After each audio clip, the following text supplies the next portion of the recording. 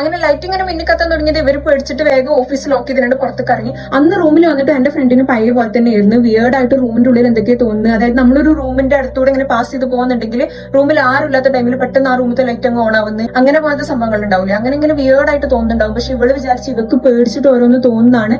ബാക്കിയുള്ളവരോട് പറഞ്ഞ ബാക്കിയുള്ളവരെയും കൂടി പേടിപ്പിക്കുന്ന പോലെ ആവില്ലേ. അതുകൊണ്ട് തന്നെ ഇവളത് ആരോടും പറഞ്ഞില്ല. അങ്ങനെ പിറ്റേ ദിവസം ഓഫീസിൽ സാർ വരുന്നോണ്ട് തന്നെ പ്രാർത്ഥിക്കുകയൊക്കെ ചെയ്തിരുന്നു. അന്ന് പിന്നെ ഒരു ഇൻസിഡന്റും ഉണ്ടായില്ല. അന്നത്തോടെ ഇവർക്ക് മനസ്സിലായി ലൈക്ക് പ്രാർത്ഥിക്കുന്ന ദിവസമാണ് ഒരു സീനും ഇല്ലാത്തത്. ഏതായാലും ഇപ്പൊ സാർ വന്നിട്ട് പ്രേതം വരാണ്ടിരിക്കൂലല്ലോ, പ്രാർത്ഥിക്കുന്നോണ്ടാക്കാറല്ലോ.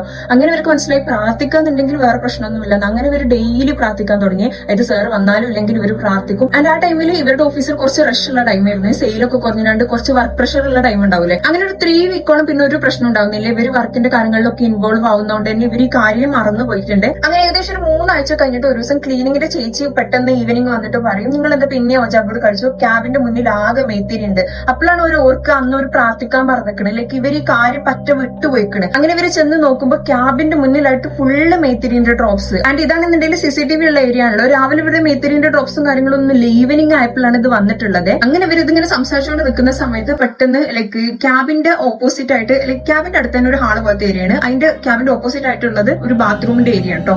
അവിടുന്ന് ബാത്റൂമിൽ ഇങ്ങനെ ലൈറ്റ് ഇങ്ങനെ തിളങ്ങി കത്തിക്കൊണ്ട് നിൽക്കുന്നുണ്ടാവുക. ഇത് കാണുമ്പോൾ ഇവരുടെ കയ്യിൽ നിന്ന് പോകുക. അങ്ങനെ ഇവര് ഓഫീസിന്റെ പുറത്തേക്ക് വന്നിട്ട് ലൈക്ക് ഒരു 4 മണിക്ക് ടൈം ആയിക്കണല്ലോ. ഓഫീസ് കഴിഞ്ഞിട്ടാണ് പിന്നെ ഇവര് പുറത്തേക്ക് വരുന്നത്.